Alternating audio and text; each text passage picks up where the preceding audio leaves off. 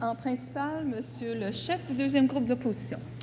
Madame la Présidente, on apprend tous les jours sur le scandale de la Société immobilière du Québec.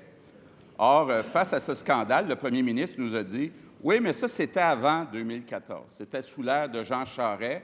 Moi, depuis 2014, je suis largement irréprochable, pour reprendre ses mots. » Le problème, c'est que depuis qu'il est là, il n'a pas changé les façons de faire. Il a continué à faire des nominations partisanes, et c'est comme ça qu'on a eu un problème à la Société immobilière du Québec.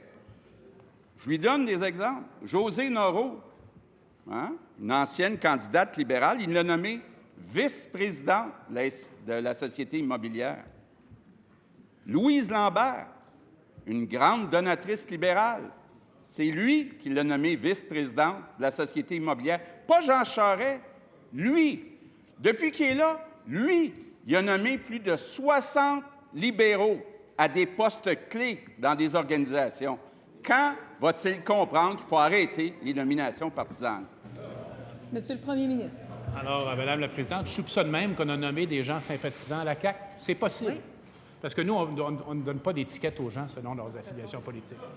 Et on retrouvera des gens, oui, et on a été beaucoup plus généreux que nos prédécesseurs, Madame la Présidente, dans la gestion de la fonction publique. Tout le monde le reconnaît.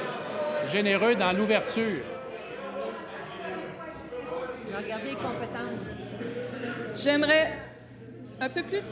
J'aimerais pouvoir entendre la réponse de Monsieur le premier ministre. Alors, s'il vous plaît, un peu de collaboration. Monsieur le On a premier nommé des personnes clairement associées à l'opposition officielle ou à d'autres partis politiques sans aucun problème, et on va continuer de le faire.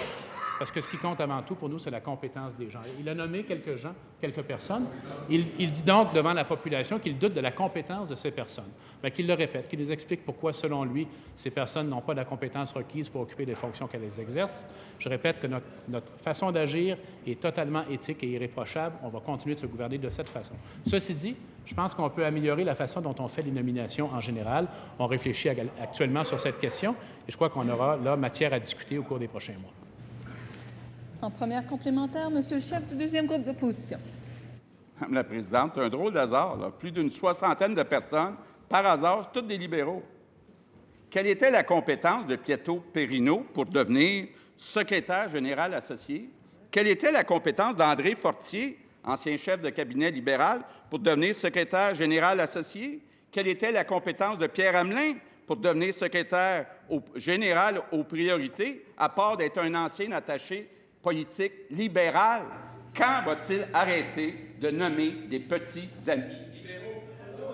Monsieur le premier ministre. Monsieur le Président, Madame la Présidente, je suis atteint par la contagion, je m'excuse là. Madame la Présidente, il manque évidemment, il y a énormément de raccourcis dans ce que dit mon collègue. Il parle de 60 nominations qui, selon lui, font matière à discussion. 60 nominations sur combien de nominations dans la même période? Il manque le dénominateur également pour expliquer ça. Combien, selon-il, les autres nominations sont-elles associées au Parti québécois ou à la CAQ ou même à Québec solidaire? Il ne le sait pas, ça ne l'intéresse pas. Il se contente de laisser planer des soupçons. Alors que lui-même, en 2012, disait que s'il était premier ministre, la première chose qu'il ferait, c'est de se débarrasser des fonctionnaires qui ne pensent pas comme lui. En deuxième complémentaire, Monsieur le chef du deuxième groupe d'opposition. Si le premier ministre... Oui.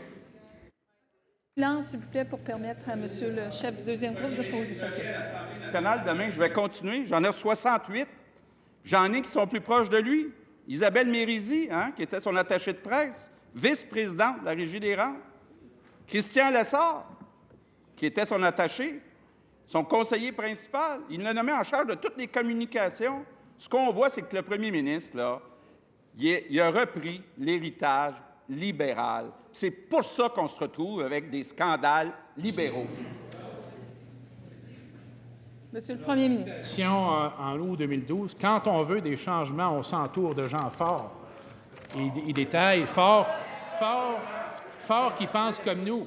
Forts qui pensent comme nous, on se débarrasse des autres. Ça, c'est la vision étriquée du collègue pour les nominations.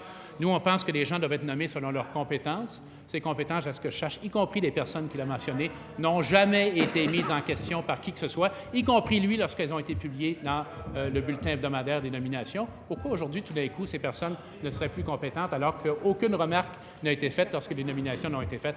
Parce qu'on veut faire des associations, encore une fois, et on ignore la réalité, c'est que c'est lui le premier coupable lorsqu'il dit qu'il veut écarter les gens qui ne sont pas d'accord avec lui de la fonction publique.